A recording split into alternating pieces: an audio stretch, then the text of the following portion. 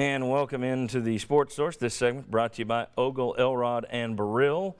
If you have any kind of legal need, they are the folks to call, whether it's personal injury law, disability law, family law, bankruptcy law, criminal defense, anything, they can handle it. Ogle, Elrod, and Burrill.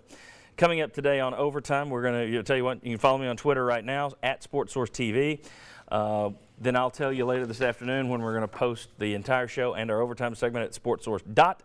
If you want to send us questions right now, you can, but we'll discuss some of the topics and some other topics in our Overtime segment. We'll carry over some stuff. Also, wanted to say, I've got a bunch of announcements here before we get to our question. First of all, hellos to all of our viewers in Cumberland Gap that I saw in Nashville last week at the Guns N' Roses concert. They demanded a shout out, so I shout out to the folks in Cumberland Gap. I grew up in Middlesboro, so that's my neck of the woods. Thanks for watching, and thanks for speaking to me. Also want to make you aware of a basketball tournament that is coming up in August. It's called Basketball for Babies. If we've got a graphic here, we may not. Anyway, it's brought to you, there we go. It's a 3-on-3 basketball tournament. There are teams for 8 and up, all the way up to 50-plus divisions. August 12th through 14th at Webb School. Learn more about it at Tennessee3on3.com. Tennessee3on3.com. It's an extension of the March of Dimes, so a good cause right there. And then finally, before we get to the question here, I did want to send along condolences to the families of a couple of Sports Source fans. First of all, to the family of Will Blasius. Thinking of you, and also to the family of Jimmy C. Passed away this week. I know a lot of area golfers and sports memorabilia folks knew him, so our condolences to them and their families this week. All right, moving on, final question.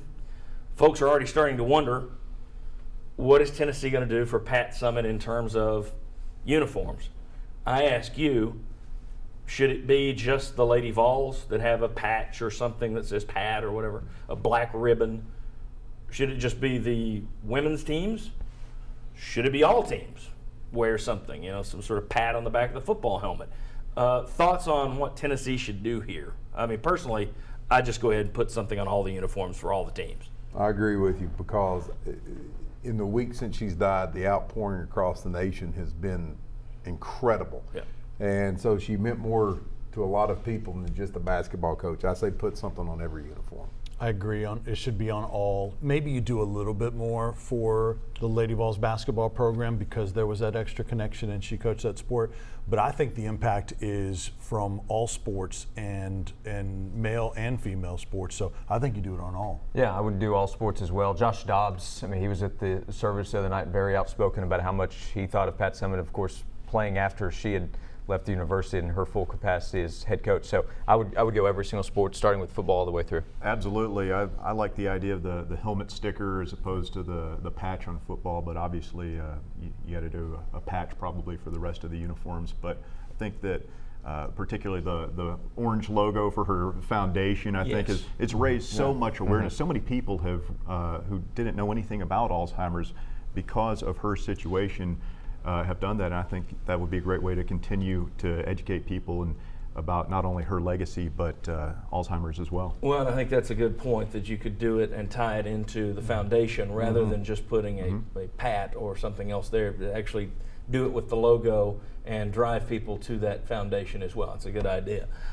Did want to say, we got a minute and a half here, did want to say that the two speeches that really stood out to me at the celebration this week, Peyton Manning did a tremendous job, I thought, and Holly Warlick, who, and again, I thought Tyler Summitt held up very, very well, which is difficult circumstances.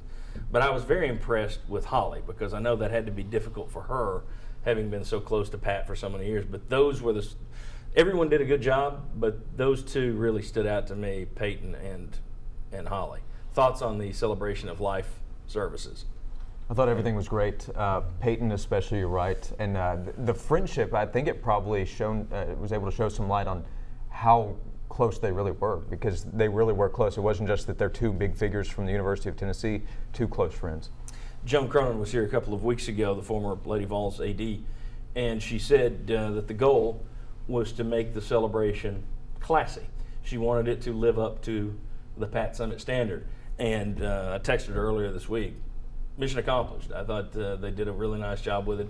Robin Roberts coming in and handling it, and so many former players there. I thought it was well done. A beautiful close by Holly Warlick to hold up the towel with the Lady Vols logo, and she did so with pride, and Thompson Bowling Arena just went into a roar after that. It was a beautiful ending. It was. Thanks to these guys, Russell, Josh, Vince, Bob, thanks. We'll see all them in overtime. We'll see you in overtime. We'll also see you next Sunday at 11 a.m. Hopefully there will be no bad news next week. Let's hope for a peaceful week here in the United States.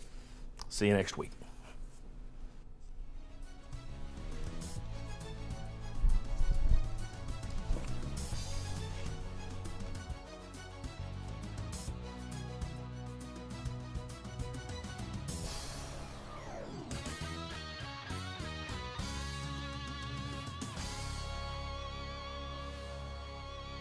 Frame. Shadow boxes come with a lifetime guarantee.